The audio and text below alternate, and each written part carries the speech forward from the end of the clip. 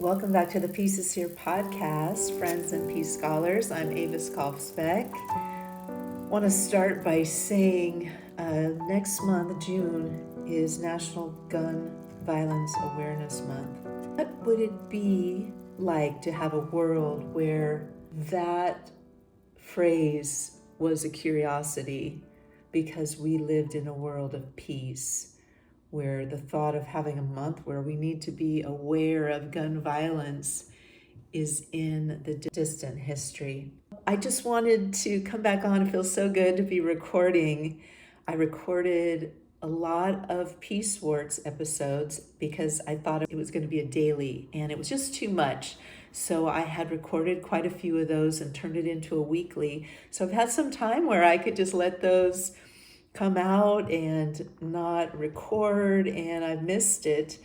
And so I just wanted to remind you that we're going to take a little summer break, but what we have done so far, and just so you have my little script here, this will be on YouTube as well, and Rumble. Peacewarts is a layperson's curriculum of peace. I had AI help me with this, so it doesn't sound very humble. An imaginative department-style framework built right into this podcast to help us explore the practical, down-to-earth steps toward a world without weapons. And I started it because I wanted to learn more about peace myself, and I thought, well, how can this be structured? And if you've been listening to the podcast, you've heard this before, but I thought there's a very important school that many of us know about that has some wizards, and it's a fiction series of books, and the wizards go there to learn about wizardry. And so I took what the kids learn in that school and transferred it to peace. And so what we've covered so far, there are 8 classes total. That's the plan. And we've covered 3 classes so far. There are 14 classes each. And these are short classes. And the thought is you tune in, you reflect on this concept of peace, with the goal being, as we expand our knowledge and our language around peace and the ideas, and we become grounded in the truth that peace is here, and peace is something that is real, and we can move away from all of this war that we're in. And obviously I haven't recorded in a while. I'm a little bit rusty. But so we covered Universal Understars was the first class, where we explored the invisible infrastructure of a world without war, leaning heavily on the high view perspective, global citizenship, and the overview effect. Some of the classes were when Carl Sagan had the big blue marble, and we started having the astronauts in space, and we could look down and see we're all living on this planet. These lines that we draw for maps are just lines that were drawn at whatever point, and in some cases causes some trouble in wars, and we're just all one people on one planet.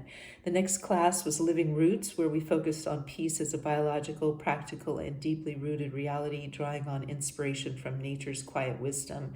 That's very big, and I was lazy and didn't look up my classes.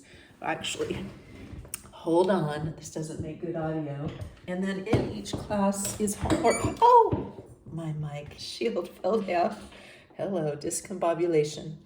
Every class has homework, and so this is my little notebook of my homework. So let us just see some of the living roots. Soil is Peace Treaty, Seed Sovereignty, Victory Garden episode, Repair is Resistance. I'm reading to you the homework topic from that class, not the podcast title. Repair is Resistance, The Time It Takes, the Indus Water Treaty, look up the Black Panther Free Breakfast, Planned Obsolescence and the Logic of War. So then we went to, and these are, each class is 14 classes, or each department is 14 classes. Then we went to Chronicled Courage, which we just finished up this Monday on episode 247. And this department recovered the powerful real-world histories of refusal where individuals chose a different path than conflict. Let's see some of the homework from that class. Look up the Jeanette Rankin Brigade, Myth of Inevitable War. Look up the island and find one diplomatic tool they used to prevent fight. The first peace treaty of Kadesh. The man who said no, Vasily Arkhipov. Women as treaty architects. I have in quotes here in the homework. No state shall be transferred without the consent of its inhabitants. Architecture of the headline. Indigenous peace traditions. The Christmas truce, Bayard Rustin. So each class is about 5 to 6 minutes. There's an intro and an outro. And I just hope you'll tune in. I hope you'll tell people about it. I'm hoping that we all can learn more about peace. And so the next class is Resonant Charms, where we're going to be learning about how we can read a room, how this connection between all of us might help us be better at communication. And you know what?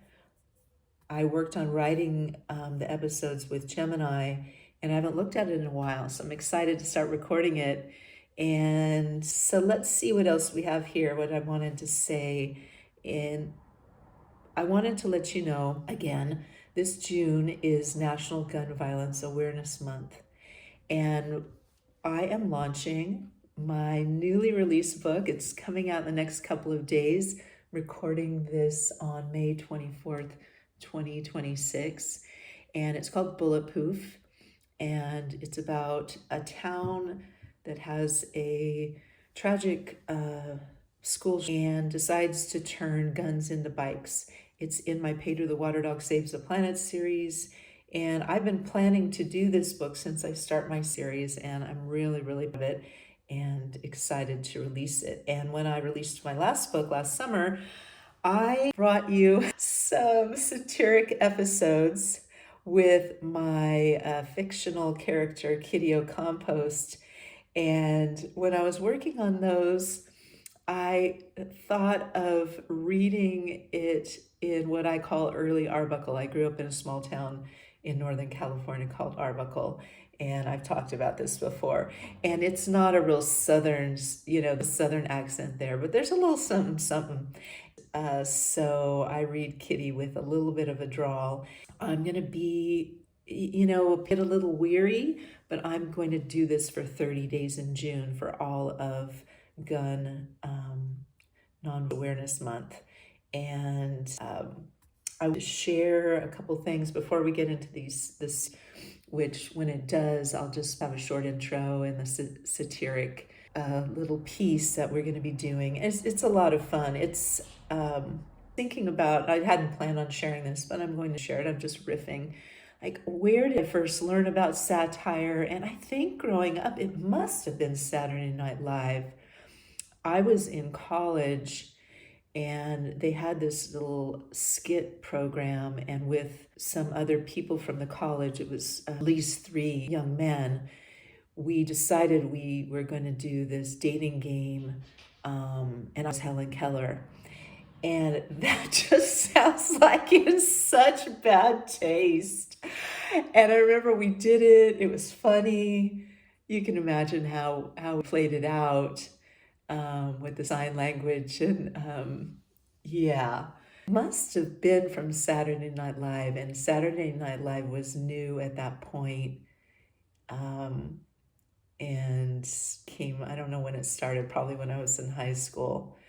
But so it's interesting, writing satire about gun violence.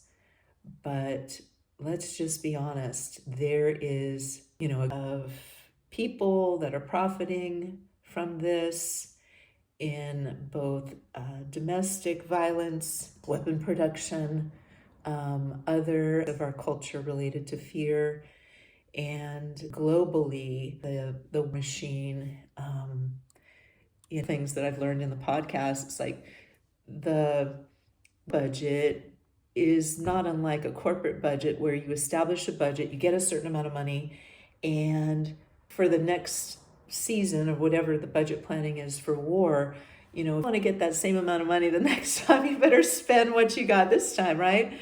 And now we're in this point where, I heard something on the news. I don't watch the news, but I'm caring for my mom, so the news is on. And old geezer on the, and I'm old as well, saying, oh gosh, the trouble with China is, or the trouble with Taiwan is they've just refused to properly arm themselves against China. It's like, problem that they haven't been buying enough weapons from all the weapons manufacturer. That sounds like they had some wise people. And we're hearing this news where, oh, you're arming yourself, tippy tippy top and more.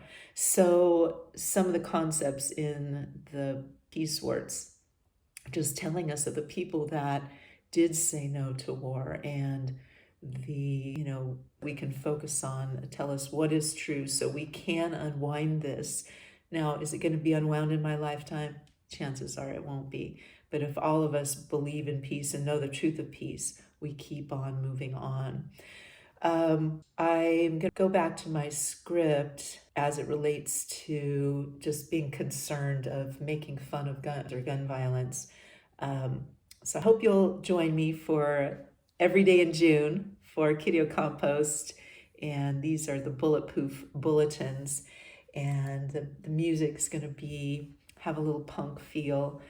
And gun violence is not funny. Going back to my script. War is not funny. Grief is not funny.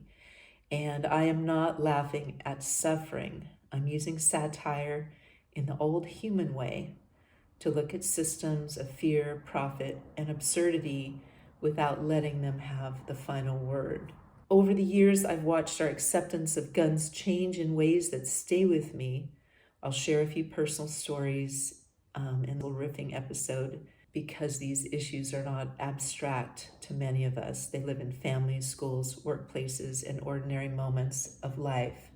So I wanted to share a few personal stories. And I'm not a spring chicken. It's funny when you work with AI, they're like, oh, you don't need to say that. I'm like, yes, I do. I want to say I've been around the block. I'm 63. So as I've worked in my professional life, and I've done things that have been more corporate, and then I've also waited tables, and I'm a writer, and I've even worked called this third act of my life. What's fascinating and really troubling to me is a couple of different trainings where I've been in trainings throughout my life, actually at Hard Rock Cafe in San Francisco in the 80s. Met my husband there and the father of my children.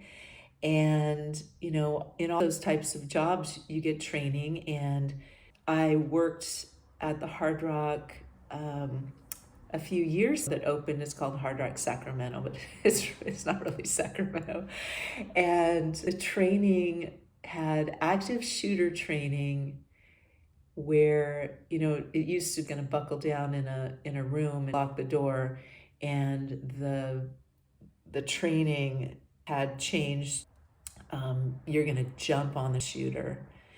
And I say this not to have any opinion on what strategy is best should that happen, but just to be living in this world where we are accepting that any job you take, any school training, that our kids are having to be trained to, protect themselves from a shooter rather than taking action on what the problem is, and that we have these guns everywhere. I have to log into my computer. So that was one story. The other training that I went to, I'm a real estate broker, I'm retired now, was I attended a training, kind of self-defense, safety in like open houses and working as a realtor. And I attended something like this before, over the years, a real estate agent and eventually a broker.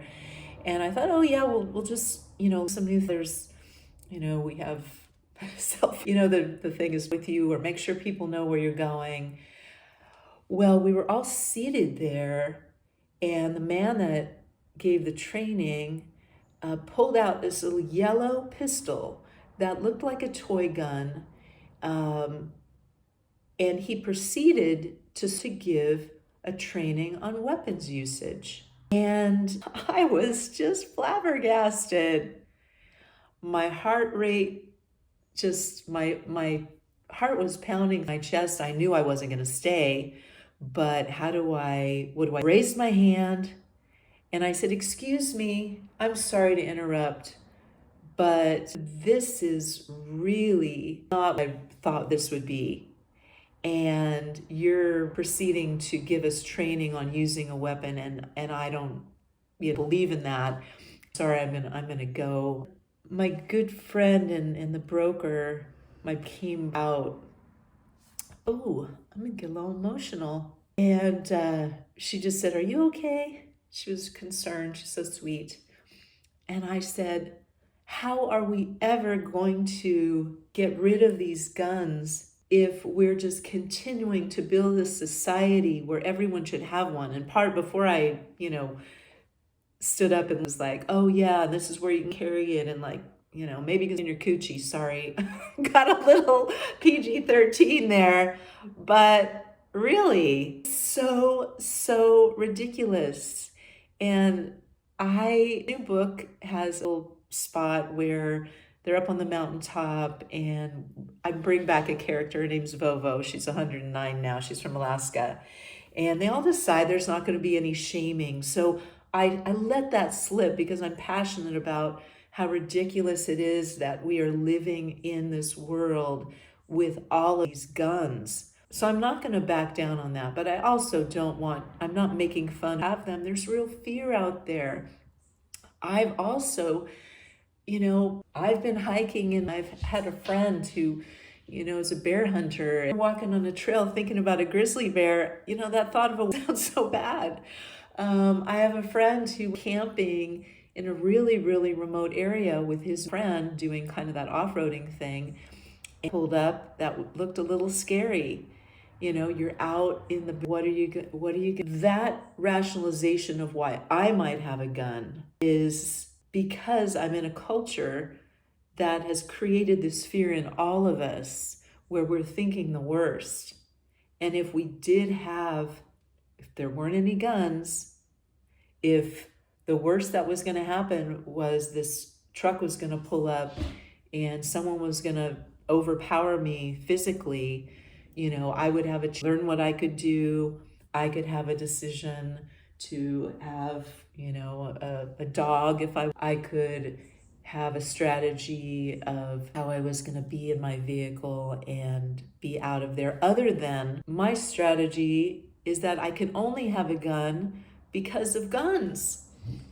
You know what? Need to obviously turn off my MacBook going to sleep. So there was that training story. And then I have had a lot of close family tragedy stories. It's really a nephew, feels like a nephew, but it's a second or third cousin who shot a boy. He was a boy himself, shot a boy because there were guns around the house, and his sister was in the room. And someone close to me who was recently killed in an accidental hunting accident. So those are a few things of, that are some stories that are close to me. We always have to decide what to share and what not to share. We decide what we put our attention on and what we turn away from. But I hope you'll tune in this month. And you can visit Wear Orange to learn about the National Gun Violence Awareness Month and ways to get involved. That link will be in the show notes, but I think it's just wearorange.org. And if this issue matters to you, consider supporting with your donations or your time to the people working every day to reduce gun violence in our communities. You can also contact your elected representatives, and I'll include some resources for that in the show notes. That will also be in the back of Poof, the new book. And Poof is my new Pedro the Water Dog Saves the Planet novella about a town that refuses to accept the gun status quo and begins turning surrendered firearms into bicycle frames. It's fiction, but the longing underneath is real. Safer communities, less fear, more imagination, and more ways to choose each other. An ebook is going to be free on my website because I really want this story to travel around. So it will also be all the places that you buy books. And you can learn more at website and at aviskolfsbeck.com/bulletpoof. You can begin next Monday, which will be, hang on, let's make sure that that's June 1st. Let's see when we're starting. Yes, a week released. Tomorrow I'm recording on the 24th, but this will come out on Memorial Day, the 25th, and these will start next Monday on the 1st, and that will be the start of Gun Violence Awareness Month 2026, and you'll hear more from Kitty Ocampos in my old early Arbuckle voice for a month of broadcasts from the Spokeasy Community Forge and Makerspace when no one is holding a gosh darn gun. Peace and love.